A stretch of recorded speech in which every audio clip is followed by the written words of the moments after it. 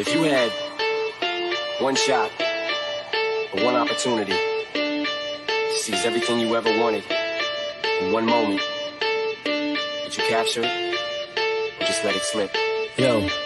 His palms are sweaty, knees weak, arms are heavy. There's vomit on his sweater already. Mom's spaghetti, he's nervous, but on the surface he looks calm and ready to drop bombs. But he keeps on forgetting what he wrote down. The whole crowd goes so loud, he opens his mouth, but the words won't come out. He's choking how? Everybody's choking now. The clock's run out, time's up, over, loud. Snap back to reality. Oh, there goes gravity. Oh, there goes rabbit. He choke. He's so mad, but he won't give up. Daddies, he know he won't have it. He knows his whole back to these ropes. It don't matter, he's dope. He knows that, but he's broke. He's so stagnant, he knows when he goes back to this mobile home, that's when it's back to the lab again, yo. This old rhapsody, better go back to this moment and hope it don't pass him.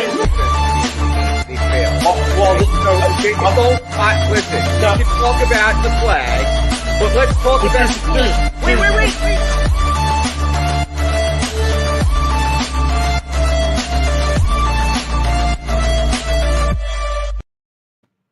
And good morning, everybody. Welcome to Trending in the AM right here on DSM Media. Today is National I Am in Control Today. So I am in control this morning of this day. I am your host, Phil Stiefel, at Beard of Knowledge on Twitter. Joined today by my main man, Jason Voorhees, at Mustaine3651.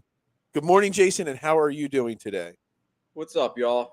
What's going on? You all, are you in control today too? I am in control. I always look at the national calendar day and I look at it, and there's some of them are good. Sometimes I skip them. Sometimes I don't. Whatever. It is what it is. But then I saw today was National In Control Day, and I was like, yeah, I think that's a good motto for today. I only got about an 8-9 hour day at work today. I am in control today. Yeah, I mean, I would say that we're both in control. We got the floor, and we got a lot to talk about. And yeah, we do. Honestly, I'm excited. You know, I've been off for probably, well, not off my real job, but off of here for probably about a week. So you were off your other job for a week. Get back in the saddle here, and actually, when was the last time you were on a show? Last week, sometime, right? Last week. That's what I mean. So it's been a hot minute, and I'm excited to be back. Awesome. And I know that you got a lot of things to go over. All right, so let's dive into it. We're live, Facebook, Twitter, Twitch, YouTube. You guys know the drill. Smash that like button, share button, retweet button. If you're on YouTube, thumbs up, and make sure you hit that subscribe button. Facebook and YouTube, the easiest way to interact with the show, where we can put your comments, questions, thoughts right up on the screen, like these examples that I'm putting up on the screen right now.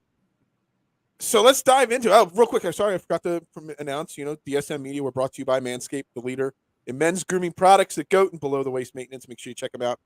Manscaped.com. Use promo code DSM at checkout for 20% off and free shipping. Now, let's be in control and get started.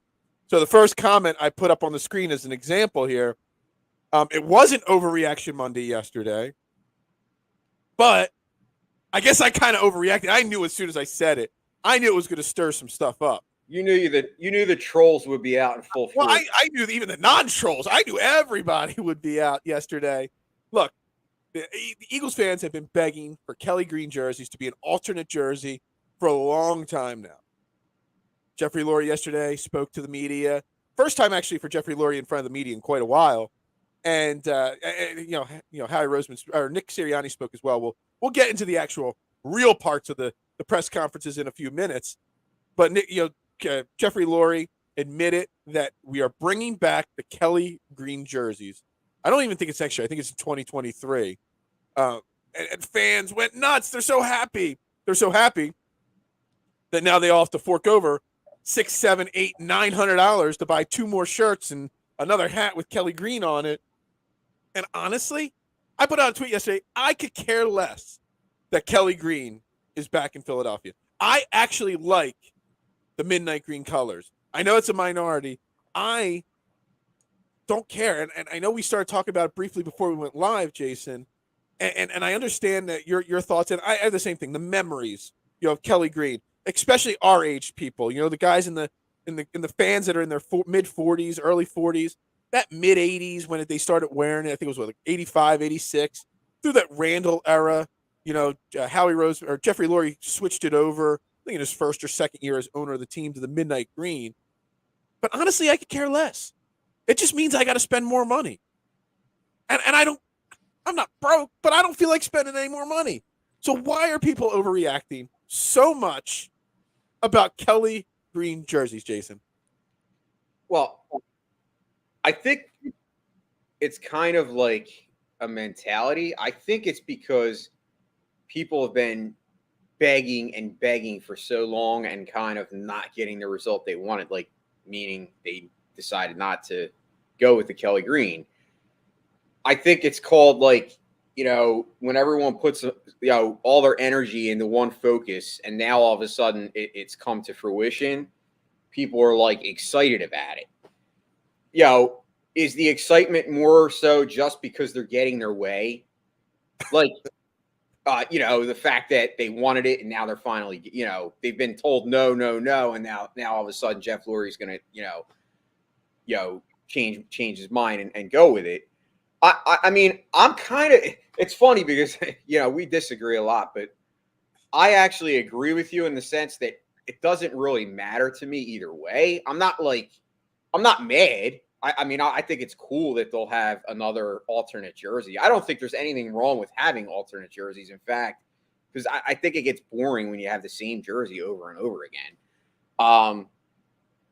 Like I said off the show, for me, the big thing about Kelly green is not so much the color, but what it represents as far as memories. And because every time I see Kelly green Eagles jersey, even if it's like a player I don't know, my mind automatically goes to like Randall Cunningham and Reggie White, because they're my two idols from obviously being 45. That was my era that I started watching. I mean, I started watching Eagles football in probably 1987. So been watching it a long time. And that era, like that uniform, represents memories for me. So that aspect of it, I love it. I think it's cool as hell. But I don't think a player of today wearing Kelly green is going to make me think, oh, wow, like we're going back to that era. Like this is a new era of football. Let's face it. It's totally different styles. Come up with something new and creative, like a different alternate jersey. You look at these college programs, they've got 17 different alternate jerseys. They don't even wear the same jersey in 2 years sometimes. Look, I'm not running out to get a Kelly green Jalen Hurts jersey. If I'm going to get something that's Kelly green, I wanted to say Randall Cunningham on the back of it, or Reggie White, or Byron Evans, or something like that. I don't get it. And it's like, football, we grew up with that Kelly green era Eagles team, Jason and I. It's the same thing. Look, football, I'm passionate about football. I love my Eagles, but the Phillies are my number one baby, always have been. My first sporting event was a Phillies game. I always wanted to be a baseball player. You don't see me crying to bring back the maroon Phillies uniforms from the late 80s. And hell, I wouldn't buy a maroon Phillies Schmidt jersey. I wouldn't buy a maroon Phillies Charlie Hayes jersey. I'm not buying a Bryce Harper maroon Phillies jersey. Leave the past in the past.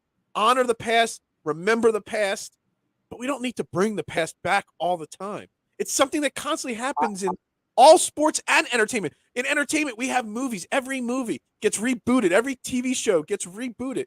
Leave the past in the past. Let's move forward with the future. I don't need the past. Dude, are you Nostradamus? Was that what you're going to say? Look, I was literally going to ask you that question. Look, can I tell you something that throws into it? I read an article. I saw a clip on Twitter, and I clicked on it, and I read it. A show of mine from my childhood that I loved, Quantum Leap. They're bringing it back. They can't come up with something new, so they're going to bring back Quantum Leap. Why? Leave the past in the past. Let's honor the past. Let's not rehash the past and bring more. No. It annoys me. I wish that this was announced on Sunday, so this could have been an Overreaction Monday segment, so people would understand. And I am overreacting a little bit, but now I got to go buy a jersey, a Kelly green jersey, to give away on Trending in the AM. Now I got to spend more money. Everybody that's always talking about being broke has to go out and spend more money because they got to get the new hottest gear. Dude, it's literally, Jeffrey Lurie will say it's to appease the fans. It's really one thing. It's all about the money. Jeffrey Lurie is counting the dollars already from him saying the Kelly green's going to come back. Next year in the store at the Link, there's going to be Kelly green everything, and they're going to sell out like hotcakes the first week. It just no, dude. You really read my mind. Like I was gonna ask you the question before you actually answered it. Like I firmly believe that as a society, obviously the trend is to bring back things from the past, and not only that, we have things like cancel culture, like where we're trying to cancel things from the past in the same sentence. Like it's almost like there's two different mentalities, kind of going like the opposite directions, and in the same sense, it's like, okay, what happened in the past is still a truth. Like you said, in this sense, why not just leave it in the past, come up with something new? I wouldn't be opposed to like a lime green type jersey. I don't know. Like I said, do anything other than what it is to try to bring some kind of. I love the black jerseys. When they introduced, I got the Dallas Goedert black jersey right there. When they introduced that, I loved it. And honestly, the midnight green, I love the midnight green. I don't even like white jerseys. I got my white Donovan over here, Donovan McNabb jersey. The white. I hate the white jerseys. Everybody's like, oh, they're so excited now about the black helmets. I don't understand. There's people that their job for social media accounts is to tweet what jerseys they're going to be wearing, the Eagles are going to be wearing on Sunday, or what football teams are going to be wearing what. It really literally is the last thing on my mind any given Sunday. The last thing on my mind. And when they come out of the tunnel with whatever uniform on, unless it's the ugly green on green, which they did the Jamone Brown glove game that they wore the green on green. Outside of that, I've never looked at jerseys and be like, oh, they're ugly, or oh, they're cool, I got to get one. I just don't care. If I buy a jersey, I buy it because I want to rep my team.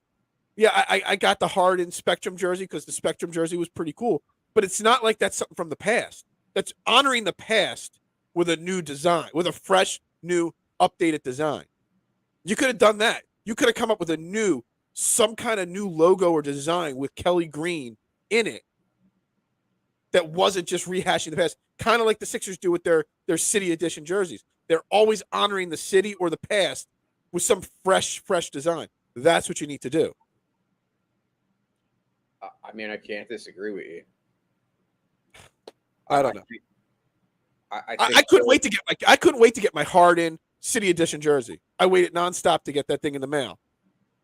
I'm not rushing out to get an old school Kelly Green jersey with Jalen Hurts or Devontae Smith or whoever we draft in the first round, whatever wide receiver we draft in the first round. I'm not rushing out. I would rush out to get them in midnight green, but not in Kelly Green. And I know I'm the minority here. I'm 100% the minority here. I know that. My Twitter feed shows that I'm 100% in the minority here, but whatever. That's okay. That's what you do. You kind of live in the minority sometimes, and that's okay. Thanks for boosting me up there on that one. There's nothing wrong with that. I think that shows that you have your own personality and you don't go to the trends. You set the trends, baby. You set the trends. Exactly. You don't go with the trends. I am hashtag set the trends. I'm going to have to bring set the trends back just for this topic and everything. And that's my point, Phil. I wasn't always admire people. Yeah. I was being honest, and I think that I admire that you don't go with, if everybody said, "Oh, I want to wear red today," I'd wear green just to be an asshole. But I mean, that's just me. You know what I mean? Like, hey, it's all good. Anyway, I thought we were going to spend 5 minutes talking about jerseys, and we went. You can't spend 5 minutes on any topic. I know. That's why we trending in the AM, man. That's why if somebody wants to sponsor this show, I know we're off the rails already this morning, but sponsor this show so that me and Jason could just do this full time. We'll go 2 hours if you sponsor this show every single day with no hesitation and no problem. I go. All right, so that first, dude. Let's be honest. So that was just one snippet of information that came yesterday. We had Nick Sirianni spoke to the media. So did Jeffrey Lurie speak to the media. Got to get into some different topics that were brought up there. Real quick, though, I do want to give a shout. Everybody talks about the Oscars and the Will Smith slap heard around the world. People don't realize somebody else won an Oscar on Sunday. Do you know who won an Oscar on Sunday? Actually won their third Oscar on Sunday. I have no idea. I didn't watch Jeffrey Lurie won his third Oscar for producing and setting up a documentary. I closed out the tab already, but yeah, I always talk about it that Jeffrey Lurie, he's passionate about the Eagles, but the Eagles are actually trophies are his number one thing, and more than Super Bowl trophies, the thing he cares about even more is Oscars, and he's now got 3 of them in his cage. He runs a production company. He had a documentary on a concert about a Harlem concert from 1969. I remember. I can't remember the details, but it won Oscar for best documentary. So shout out to Jeffrey Lurie. Continuing to stack up trophies in the trophy case of the Oscars while he still only has 1 Super Bowl. Well, trophy. maybe just maybe that'll light a fire under his ass to want to win another Super Bowl, because maybe he'll want to kind of, if he has 3 Oscars, maybe he wants to get 3 Super Bowls. So he definitely does. He only cares. I've said that since day one, from before this show, before even my first network, before anything I've done sports. I've been saying since day one, when I was just a fanboy on Twitter, tweeting out that Jeffrey Lurie cares about one thing, and that's trophies. He doesn't care where they come from. He wants to be able to brag to his billionaire friends, look at my trophy case. And now he's got 3 Oscars in it, so he's got it. So interesting thing that he did come out and say, so he hasn't spoke to the media in front of cameras and in front of the press in quite a while. A few little interviews, but not major press conferences. And I want to touch on it. We talk about Jalen Hurts. He's the guy in 2022. We pretty much know that. But it kind of, nobody made a big deal about it. But when I read the quote and I really analyze the words, he said, "We are committed to Jalen Hurts. No, we are committed to 23-year-old Jalen Hurts." To me, that sounds like a commitment for 2022, but that does not sound like a commitment long term.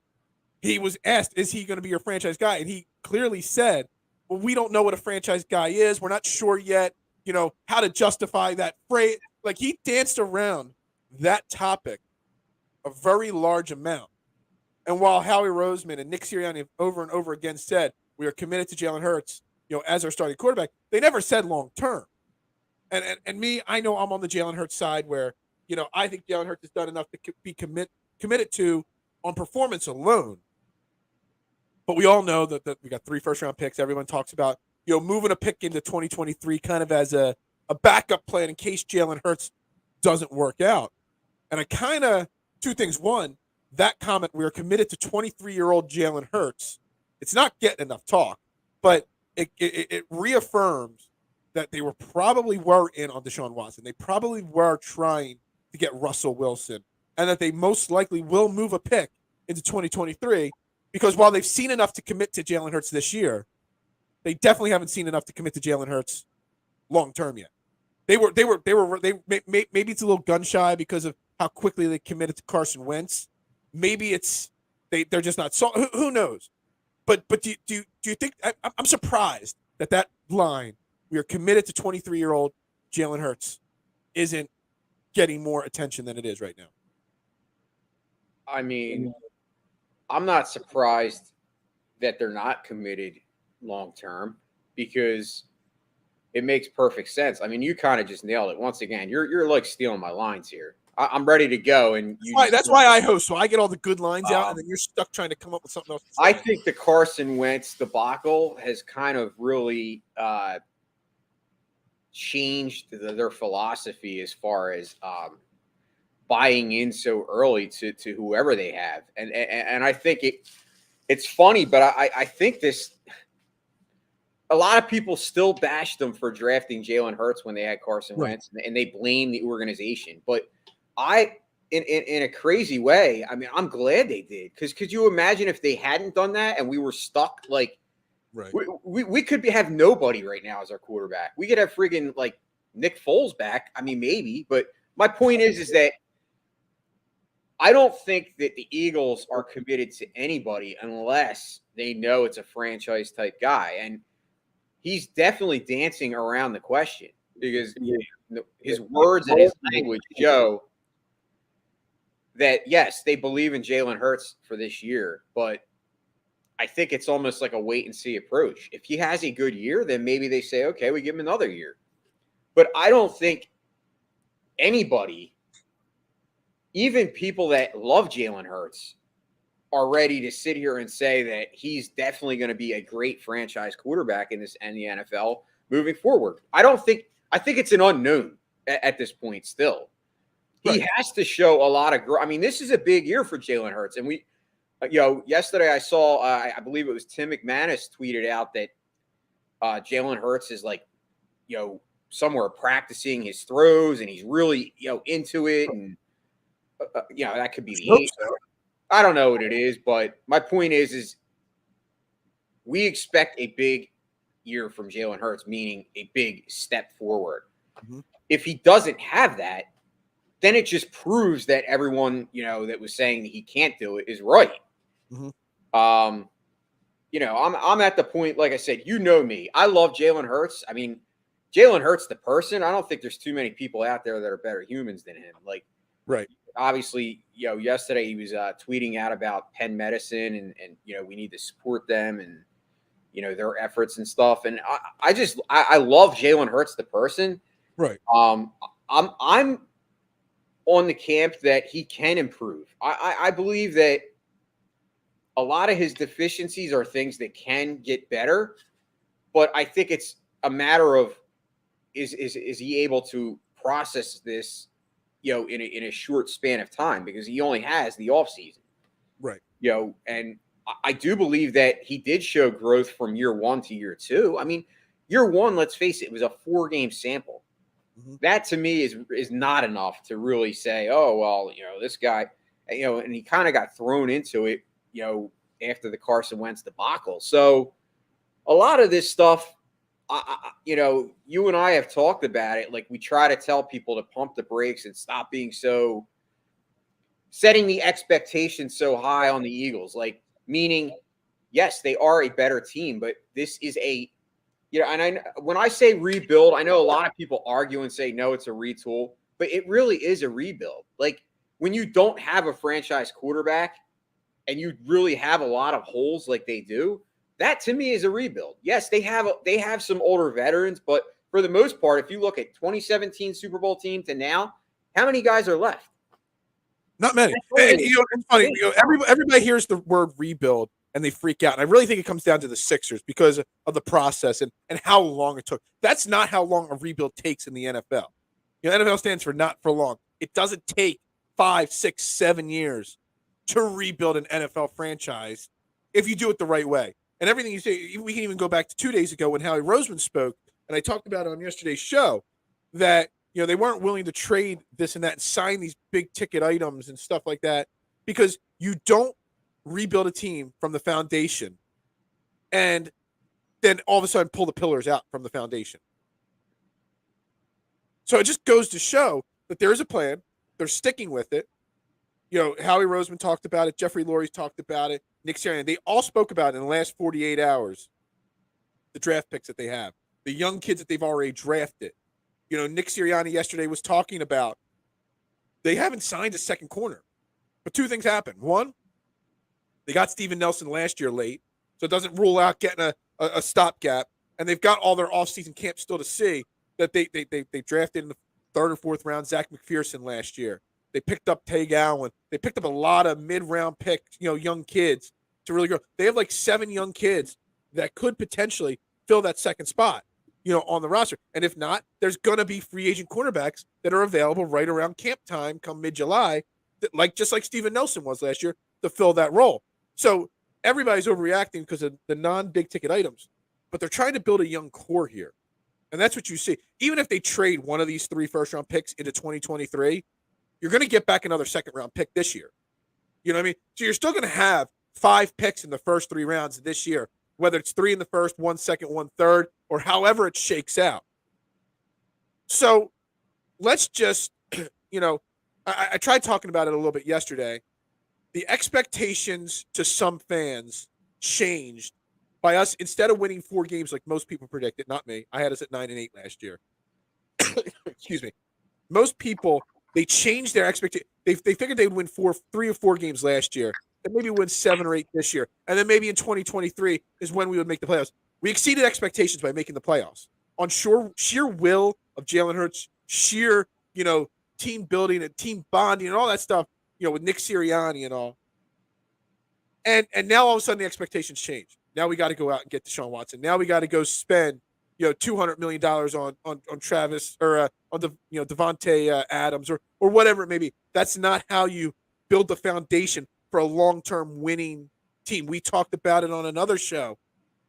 What the Rams did. The Rams went all in on Matthew Stafford, but they were Matthew Stafford away from winning that Super Bowl.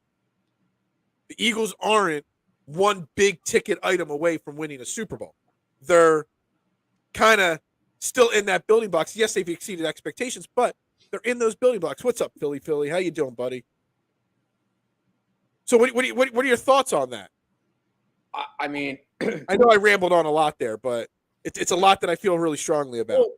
Well, no, I think a lot of people are angry and upset, but I'm okay with it because I'm starting to come around on Howie, and I believe that he always zigs when everyone else is zagging. Like it's true. Like the big picture. We expected, like everyone expected Howie Roseman to be super, super aggressive. Mm-hmm. But I think what people are failing to remember is that if you look at a lot of Howie Roseman stuff that he's done as far as his capology and managing the cap, you can only rob Peter so many times till it starts catching up to you. And I know everyone had this big idea that we had all this money this year, to spend, and we had a boatload. But in reality, that wasn't totally true. And if it was true, you wouldn't have saw moves like cutting Fletcher Cox and then bringing him back. Like those moves were made to get more money opened up, because the problem is there's guys on the roster that they're still paying for that. I mean, or there's guys that aren't on the roster and they're still paying for it. I think you mentioned a guy like a defensive tackle or something. We're paying like $7 million or something, whatever it is. The bottom line is that he's made so many moves down the line, like kicking the can down the line, so to speak, that it's still, this team is still not ready to make those big free agent, splashes.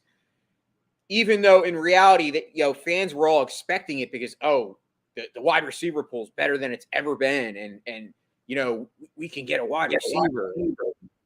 It's instant gratification seeking. We all do it. I do it. I wanted a wide receiver, but I'm not going to sit here and say I wanted Devontae Adams. So I would not make a good GM because I would spend all the money and, probably have two players and lose. But my point is that you can't look at this situation in the short term, because when you have a rebuild, it's not short. It's not long either. Like you said, it's a couple years. So right, but you said he's not being as aggressive as we thought he'd be. I think he's tried to be aggressive. He's tried to get Calvin Ridley. Maybe he's trying to get DK Metcalf, but he's being aggressive. He was aggressive to get Hassan Reddick right away, which was a huge move because Hassan Reddick aggressive in a smart way. Right. Well, what I'm trying to say is he's being aggressive with young guys. He didn't go out and get Devontae Adams. How old's Devontae Adams compared to 28. Calvin Ridley? Several years different in age. He's being aggressive with younger players. Because Hassan Reddick, everybody thinks Hassan Reddick's like 29, 30 years old. He's not. He's still pretty young. He's being aggressive with young players. He's missed out on some. Yes. Some things have happened. Yes. That, stopped like the Calvin Ridley situation from happening. But his goal is to build that foundation with young players so that in 2 or 3 years, when they're ready to win, they are, or when they get their next franchise quarterback, if it's not Jalen Hurts, they have that young core here. There's no point in going out and getting, no offense, there's no point in getting 29-year-old Devontae Adams, who in 3 years is going to be 32 when we're contending for a Super Bowl. So he's being aggressive. He's coming up with some bad luck and some other things happening, but he's got a singular focus. Young youth, foundational pieces right now. Yeah, I mean, I think I actually think that he's still going to go and get either Calvin Ridley or DK Metcalf. I believe that move is coming. So yeah, I still do too. That's to be continued. But I also do believe that the fact that they didn't sign a giant ticket free agent wide receiver almost guarantees that we are going to be drafting a wide receiver. And that speaks to what you were talking about having a young core. Yeah. Teams that are rebuilding, 9 times out of 10, don't try to go and sign the big ticket guy, because what they want is they want to have the money to spend on those picks. Because let's face it, if the Eagles even only take 2 first-round picks, that's going to be about $9 million each. Yeah. I don't know what the range is and where they're drafting, but I know it's up there. So you're talking $18 million. All of a sudden you think, oh, we have $18 million to sign a free agent. But, dude, you got 2 first-rounders. If you're going to take 3, that's now $27 million. So I believe that you're right, that he is looking at this as a longer-term thing. It doesn't mean that they're not going to compete. Like, let's face it, they competed last year in the division. We're in a very weak division. Hell, we're in a weak conference. People got to realize, this isn't about just this year. Because obviously, if it was, if we were in the situation where we were ready to compete for a Super Bowl, we probably would have Russell Wilson right now. Right. You're not going to give up the farm when you're not ready. And that's just simple math. That's being smart. I mean, people want what they want. We all want a Super Bowl, but you got to be understanding of the game, and you got to be understanding of the NFL and how it works. And I think we need to give Howie Roseman a chance. And me saying that is saying something, because you know me. I bash the guy more than anybody. I used to hashtag fire Howie. I wanted fire Howie, fire Howie, fire Howie. And now I'm the guy saying, guys, relax. Let's give this guy a chance. Because I'm understanding and I'm realizing that this is a real, true rebuild. It's not a retool like a lot of people were saying. It's a rebuild. Retool is like 2017 when he signed a bunch of free agents and he hit on every one of them. Yeah. That's retool. Lucky as shit there. This is rebuild. Exactly. And rebuilds take more than 1 year. It's not 5 years, but it's a couple years. So let's see how this draft shakes out. That's what I'm excited about. And I told you I want Jameson Williams, but I'd be okay with. I looked at Olave. I did a mock draft live on the air yesterday, and I forget who it is. So Cole, I think, shouted me out on the show saying I used a different mock draft simulator. I used PFFs, and he's like, "Yeah, PFF is a bleepity bleep," and I'm like, "Yeah, obviously, because what's his name? Drake London, the top wide receiver in the draft class, was still available at 15 for me. So it's kind of odd, but things shake out differently as the draft process goes on. We're still 3 weeks away from the draft. Can I ask you a question? Yo. How is Drake London the top wide receiver? I think he's a J-Jaw waiting to happen. That Drake London, dude, have you watched him? It's J-Jaw. It's J-Jaw, man. That guy scares me. Like I said, I want Jameson Williams. I'm not worried about the ACL. Exactly. And I want Drew nails this perfectly. Even with the minimal offseason we've had with the draft picks, it's still a 9-10 win team next year. I want to go back to the Alabama. I've said it now for 2 years. I want teams or players drafted in the first and second and third round from Alabama, Clemson, Georgia. The guys that are playing in the big games week in and week out, that are playing for national titles. I'll take the second string wide receiver at Alabama over the first string wide receiver at Florida Gulf Coast Central or whatever. Can't you just envision Jameson Williams and Devonta Smith wrecking teams for the next 5-6 years? I can't see it. I mean, I hope he's okay. I just want the guys from the big programs. I don't care, at what positions, honestly. We'll do more mock drafts. We got about 3.5-4 weeks till the draft. But anyway, it's a process, this rebuild, and that process is a scary term because then we swing that transition from the process of the rebuild to the Sixers. Sixers drop a heartbreaker last night, 118 to 116 to the Bucks. Another blown lead for the Sixers. More poor, bad bench rotation. I missed the fourth quarter, thank God. So I was recording Fairway to Heaven, my golf podcast. This week's Valero Texas Open. Go check it out. It's on DSM Media. It's on Fairway to Heaven, YouTube, everywhere. breaking down all the gambling and fantasy for this week's or golf tournament. So I was lucky enough to miss the fourth quarter collapse. And I was really prepping for the show before my show, and I was almost tweeted it out, then I didn't because I was too busy, getting ready for golf. That it was in the second quarter I saw James Harden and 4 bench guys. Something that Doc said he wasn't going to do, and he's been doing it again over and over again. And now it turns out that in the fourth quarter he went all bench again, and that's when we lost our lead. Now, Joel Embiid, I know I didn't see it yet because I haven't had time to go through the highlights. I guess he got blocked by Giannis, with 1.6 seconds left that would have tied the game.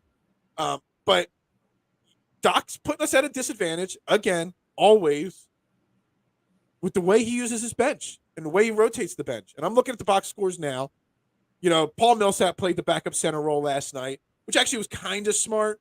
The way that, you need somebody that could semi-match up against Giannis. He only played 9 minutes. He literally did nothing. They had 1 steal, no points, 1 missed shot. And basically just ran Danny Green, George Niang, and Shake Milton for 16 minutes. Shake Milton, Korkmaz, they had their big revival, a few games ago when Harden and Embiid sat for a game. And Shake's right back to where he was. Korkmaz is back to riding the bench.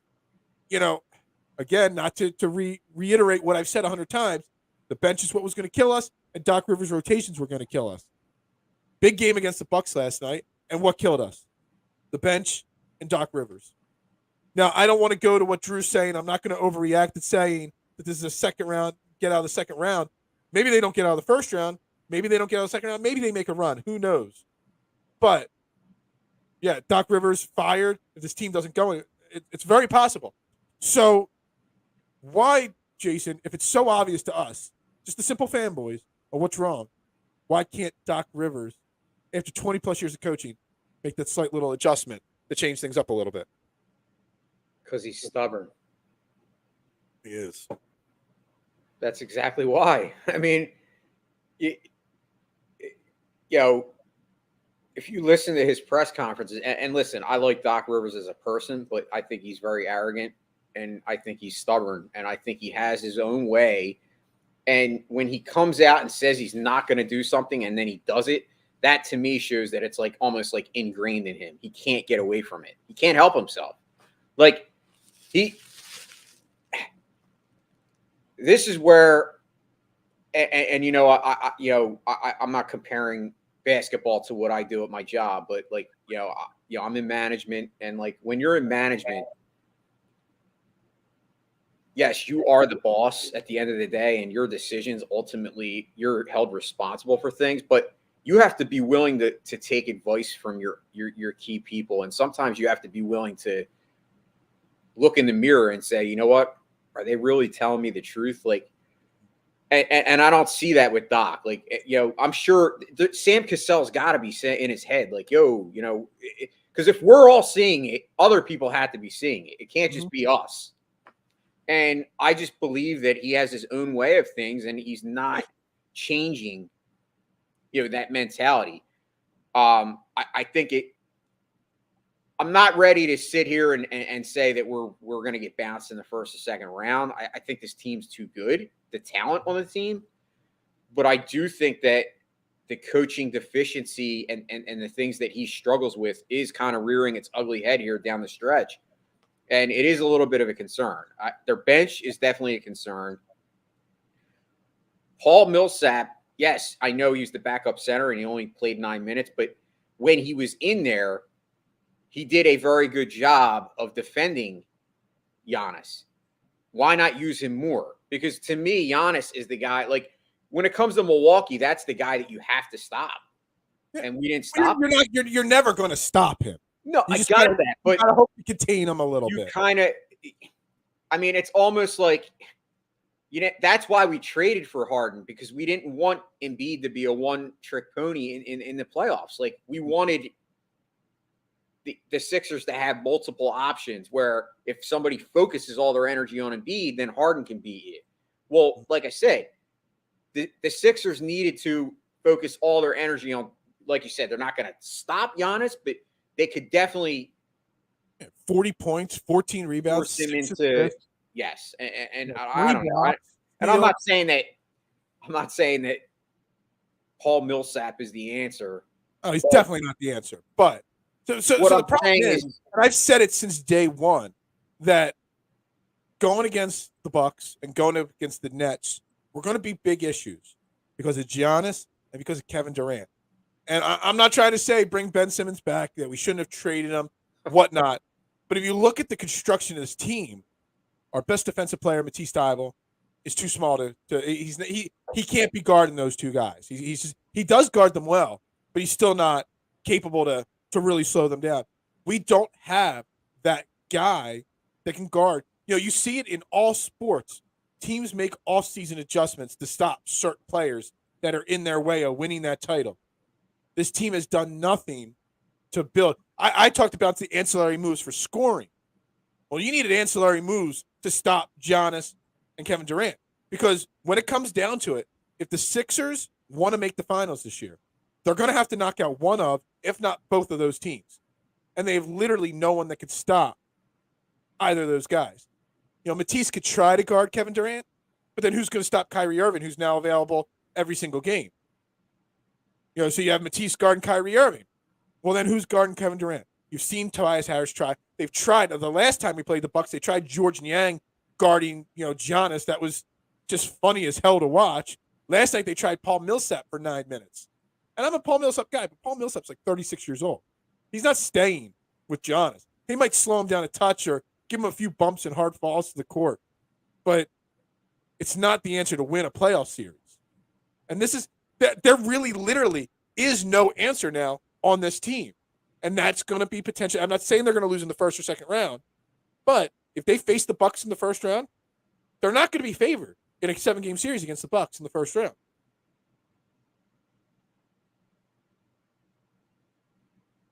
Are you there? who me? Yeah, sorry. I didn't know if you had something else to say. No. I'm at the point, like I said, I'm not ready to throw in the towel, but I am starting to get concerned. Like, I know I've been a little patient with them on, a lot of times when I've talked about it. Mm-hmm. I said let's be a little more patient and understanding. But I think that the deficiencies that they have are glaring, and that to me is a concern. I look at the bright spot on this team, like the bright spots. Obviously, Maxi's growth this year has been way above anything that we all expected. Mm-hmm. I mean, I look at Maxi last night. He played 39 minutes. He's leading the team almost on a daily basis now in minutes. Yep. That's got to show you that Doc has a lot of faith in this kid. He didn't have a great game as far as stat wise, like shooting. I think he actually had a pretty bad game. He was 3 of 11. Yeah. Again, and that's something I've talked about on this show and on other shows. The rotation again.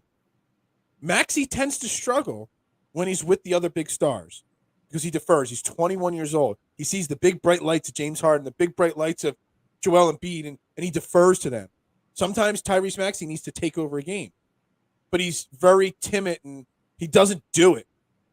So why keep when you don't have all 4 stars, your main guys on the court at the same time?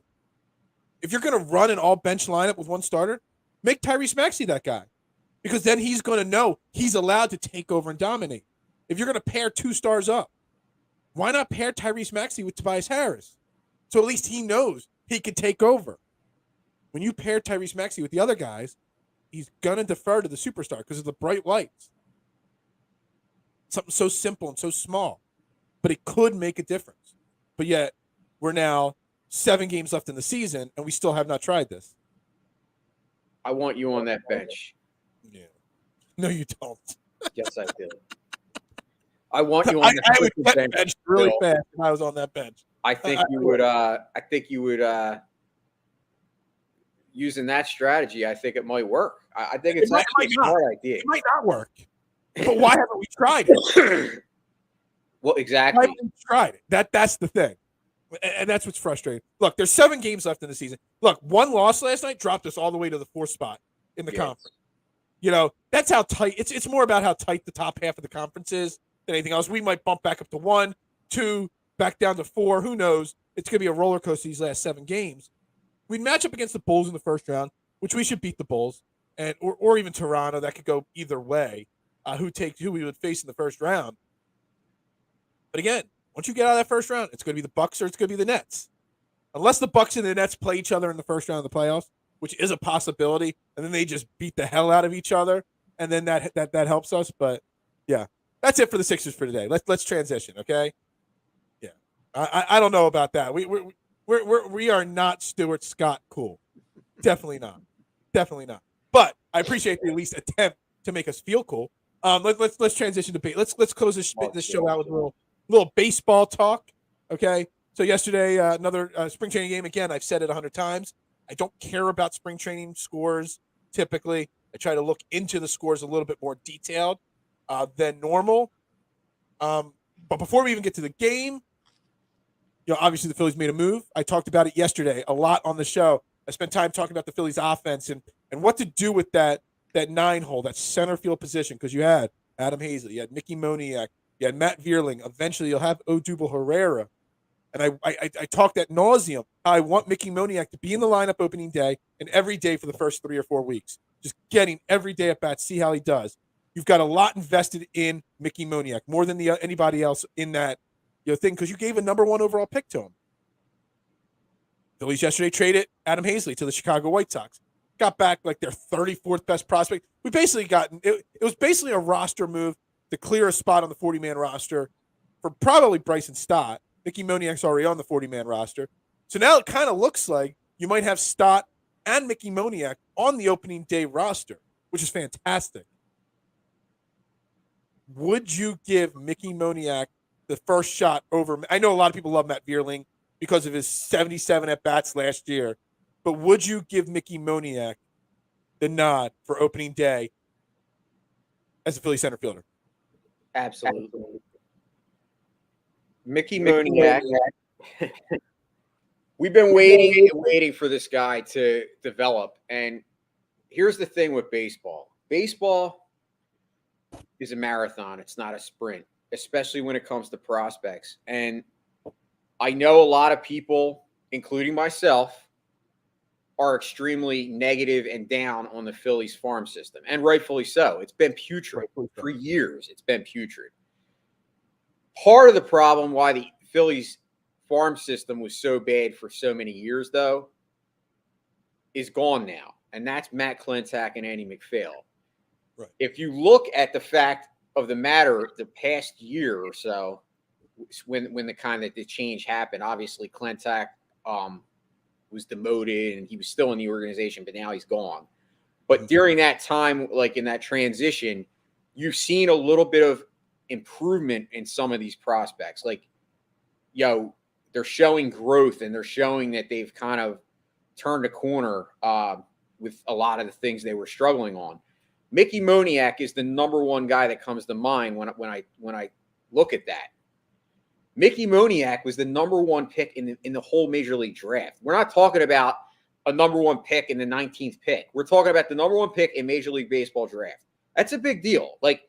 And the fact of the matter is the fact that he hasn't been traded because a lot of teams didn't think he had anything. Mm-hmm. But this is a crossroads. So to me, this is the time where you say, you know what?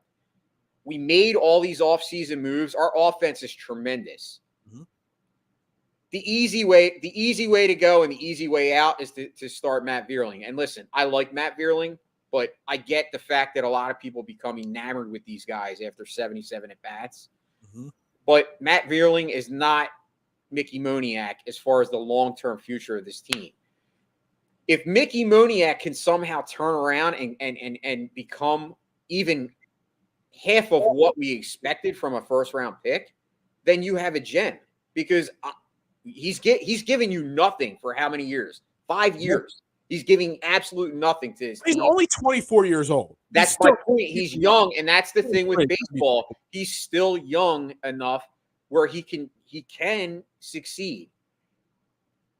If I'm the GM, I'm bringing Mickey Moniak up, and I'm going to let him be your starting center fielder. And not that Matt Vierling won't be on the roster, this is why I was frustrated when they signed Odubel. Now, obviously, he has an injury, so it kind of opens up the spot. But my hope is that they do bring Mickey Moniak up, give him the shot. What can it hurt, dude? You have it lined up. The only way it works, Jason, is if they give him the shot every single day. That's what I mean. I cannot let him come up and platoon. They talked about a couple weeks ago that center field was going to be a platoon position. No. A kid of Mickey Moniak's age needs every day at bats, every single day. Yeah, and the other thing that I see a lot of people like already, I don't want to say wanting to give up on, but like Alec Boehm, I'm not ready to give up on the guy. Like the guy, dude, he had a sophomore slump. How many players have sophomore slumps? Like the guy just hit 300 the year prior. Now, last year, if you looked at the Phillies roster, Alec Boehm was like expected to be one of the guys. Like he was realistically one of the only guys, and they needed him. They wanted him so bad to succeed that I believe he cracked under the pressure. Like it's a lot of pressure for somebody of his age. And I'm not making excuses for the kid, but if we can have an infield that includes Alec Boehm and Bryson Stott for the next 12 years, I mean, that could be a great, combination. I will say I disagree with you on a little bit there. Because Alec Boehm, Scott, I talked about it yesterday. Whoever's in the 7, 8, 9 hole, Stott, Boehm, Moniak, Bierling, whoever, there's so much less pressure on them. I get that. But Alec Boehm's problem, he's pure talent, pure athlete. He should be an all-star baseball player. But it's all up here with Alec Boehm. The domino effect, the quicksand. He started to struggle, crack under the pressure. He actually would benefit from going to the minor leagues, in my opinion. Maybe even down to Double-A or something like that. Just go and play baseball in its natural form with no pressure. Just go out there and rake, and just go out there and have fun, at least for a couple months. Because you still got Didi on this roster. You haven't traded Didi. You can play Didi at short. You can play – you saw, Bryson Stott playing a little bit at third base the other day. You send Alec Boehm down. You just let him get right. And then you trade Didi, and then you've got your Stott and your Boehm. But I don't think you can bring Alec Boehm up with the big club right now because, A, he'll probably end up platooning again, which you don't – I hate young kids that have to platoon. It's the wrong way to get their career started. And you don't want him falling any – I hate that. It's such a cheesy phrase to use, the quicksand. But once you start sinking in quicksand and you try to struggle to get out, you sink faster.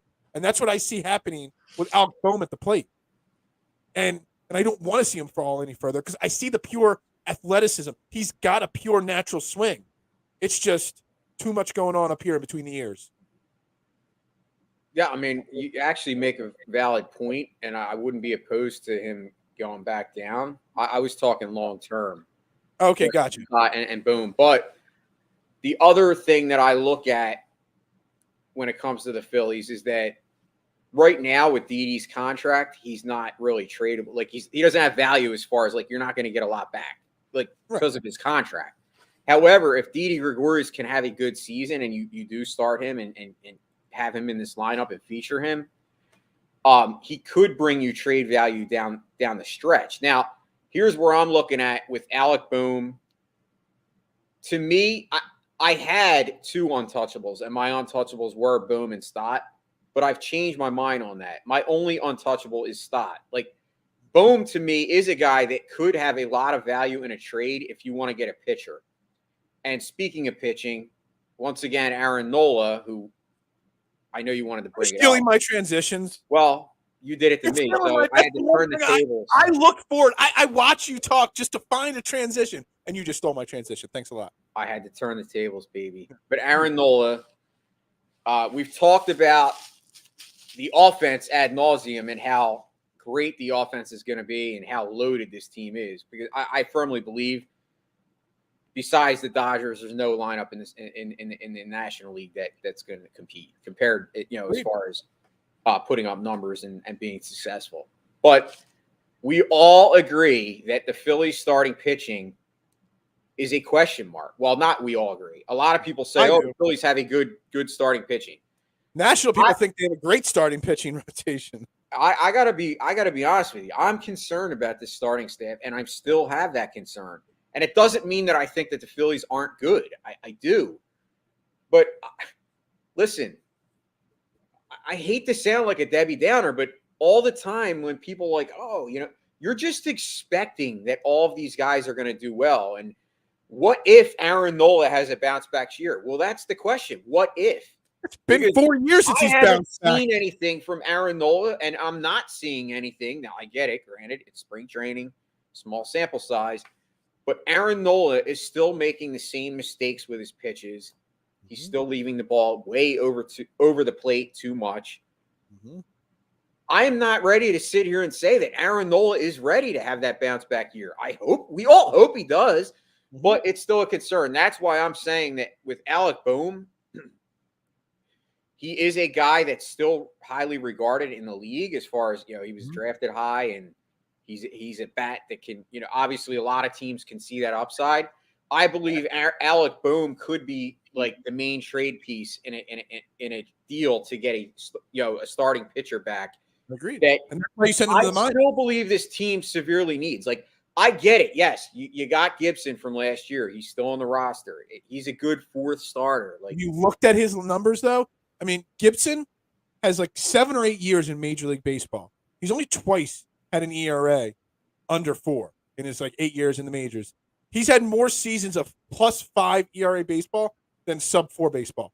So I don't know why people are excited about him. He started with the Phillies last year. Well, and that's what I'm talking about, Phil. Like, everyone it's almost like blinders. Like, I get it. We can all say that their offense is going to be fucking, fun to watch. Like, I mean, I'm excited to go to the ballpark, but you have to be realistic about the rotation. And I don't understand why so many people are like, oh, Phillies rotation is going to be fine. Like, no, it's not. Like, Zach Wheeler, I know, knock on wood, because, they said he had a tired arm, right? Mm-hmm. You know what happens with a lot of times. Okay so far. Huh? He seems okay now in camp. But he still has a history. Are we going to just ignore that? No. Like, yes, last year he had a Cy Young season, but he's a pitcher with an injury history. Still has it. You're preaching to the choir. I've been preaching about this since day one of, since the lockout ended. And you look at yesterday, Aaron Nola, again, he pitched 4 innings, so he's ramping up those pitches in those innings. 4 runs, another home run. He's got an 8 ERA in spring training. And, it's spring training. Pitchers are working on things. But still, I mean, that's not good. It's not good at all. I just wish – I guess this is where you wish that they did have that great arm in the farm system, that you could say, you know what? Well, if they do have struggles, we could bring this kid up and he can give you a lift. Like, the Mets have done it every single year. Now, obviously, the Mets, now they went the other route. They signed, a lot of free agents. They signed Scherzer. They traded for Bassett. But my point is, if you look at the Mets' history, the Mets always have – I know we like to joke in Philly and say the Mets be the Mets. The Mets will be the Mets. But the Mets have a good – when it comes to drafting, they always draft talented pitching. How do you think we got Zach Wheeler? I mean, Zach Wheeler came from the Mets. Noah Syndergaard, the Mets. Don't forget, Matt Harvey at once was a top prospect and a stud. Like, the Mets always have good young pitching, and that's where the Phillies – I've seen the Phillies kind of turn around their offensive players, like, Chase Utley, Ryan Howard, Jimmy Rollins. We've always gotten that part right, but it's few and far between when it comes to the pitchers. Like, Cole Hamels obviously comes to mind, and Aaron Nola. But Aaron Nola, like I said, he's still inconsistent. I'm waiting for them to draft a guy that even a lot of times these pitchers that get drafted, they're not like number 1 picks. Like, they're guys that maybe come out of nowhere. And that's what we need from this farm system. We need them to start thinking outside the box and developing these guys, because we have a severe lack of pitching in the farm system. And that is really they hope Mick Abel is going to be. I think that's what they hope. They hope, at least. Well, we hope. We got our fingers crossed. But I'm just saying in general, Only 20. So. that's what I would like this team to focus on. Like, now that they went and they spent the money and went over the tax, I really want them to focus on bettering their farm system and bettering their development program. Yeah. Because that's where that's where you're going to get dividends in the long run. Mm-hmm. I mean, you have I don't want to say you have a short window, but your window on Bryce Harper, he's in his prime now. Mm-hmm. You have to start turning the corner on this and going this way. Like, and they signed, like I said, they went over the tax, not complaining. I'm just being a realist and throwing it out there that there's still some work to be done in this organization. And that's what I would like them to do this year. Like, let's find out what we have in some of these kids. That's why I want them to bring up Moniak, because it's a no-pressure situation. Let the kid start, be your starting center fielder. Give him a year. What if he fails? Okay, then he fails. Then you trade him like you did with Hazley. But you're never going to know what you have if you don't start playing people. Mm-hmm. And that's what I get frustrated with. That's why I want Bryson Stott on this team as much as I love Didi Gregorius. Mm-hmm. And I hope that he has a bounce back. I think you have enough pieces that you can move somebody. But let's make a decision. I'm with you, Phil. I hate platoons because I think, especially with young guys, I think platoons work. Platoons work in certain situations. We go back to 93. I brought it up yesterday. 93 platoons for the Phillies worked because the guys they were platooning were older veteran guys. You had Milt Thompson and Pete Incaviglia platooning. They were older veteran guys. You had Mickey Morandini and Mariano Duncan at second base. Older guys, veteran guys. You can't platoon young kids because young kids need to get that rhythm going. No, and I did. Yeah, I know we're ready to close the show out, but real quick, like it's overtime. I know that we talked about, and I've said a lot that what I like about this lineup is that it's going to be versatile and there's going to be so many combinations that Girardi can do as far as positions. But Dylan brought up a great point last night on the Faithful Fanatics because I happened to be checking into his show, Dylan, and he had Jeremy on as a guest. Dylan brought up the point that, yes, while it's great that they have that versatility, at position, it's super important that Girardi, and I'm not saying he can't switch it up here and there to find out what combination works best, but you do need to lock into a lineup as far as like the same lineup every day. Because if you look at the good teams, and Dylan's spot on with that, you look at the good teams have the same lineup for the most part. They don't change lineups every single day. We've been dealing with that for the last three, from the Kapler era to the beginning of the Girardi era here. We've seen Bryce Harper and Rhys Hoskins both leading off lineups. We've seen JT Realmuto batting 2, 3, 4, 5, 6. No, I agree. It's got to be a consistent lineup because batters, especially veteran batters, approach plate appearances differently depending on where they are in the order. So they need to know where they're at so they can get in a rhythm, knowing whether they're going to be, a guy that's got to be in the 2-hole, advancing runners, whether they could just swing for the fences in the 4-hole, whether they need to get on base in that one spot. Whatever it is, they got to have their roles defined. I agree. Absolutely. All right, let's wrap it up there for the day there, trending in the AM. We went 3 minutes of overtime today. I've been hitting overtime a lot this week. We're brought to you here at DSM Media and Trending in the AM by Manscaped, the leader of men's grooming products. Check them out, manscaped.com, promo code DSM. Make sure you shoot us a follow. I am Phil Stiefel at Beard A Knowledge, and my man here, Jason Voorhees, at Mustaine3651. I believe you're back on Friday, right? I am. We're gonna mix it up a little bit on Football Friday. Football Friday. It's also going to be the Friday before WrestleMania. I'm not a wrestling fan really anymore, but I'm a huge WrestleMania fan, so we're going to talk a little wrestling too, even on the show. So we're going to have a lot of fun there. Who knows what's going to happen tomorrow? Maybe I'll be running solo, maybe not. You just never know what you're going to get here on Trending the AM, but we're live every single Monday through Friday, 8:30 a.m. Hey, thank you all for tuning in. Like I said, make sure you shoot us all a follow. Stay tuned. Jam-packed day at the Faithful Fanatics. Scotty will be up next at 10 o'clock with Scotty Talks. So make sure you stay locked in right there. Everybody have a great day. And, it's National Control Your what did I call it today? What is it? National what? I already forgot it. Control the day? Control, what was the national day today? Now I forget. You're in control. Yeah, national, you're in control. You are in control. So make sure you are staying locked in to DSM Media all day long. And I'll see you guys tomorrow. And as we You say, are in control.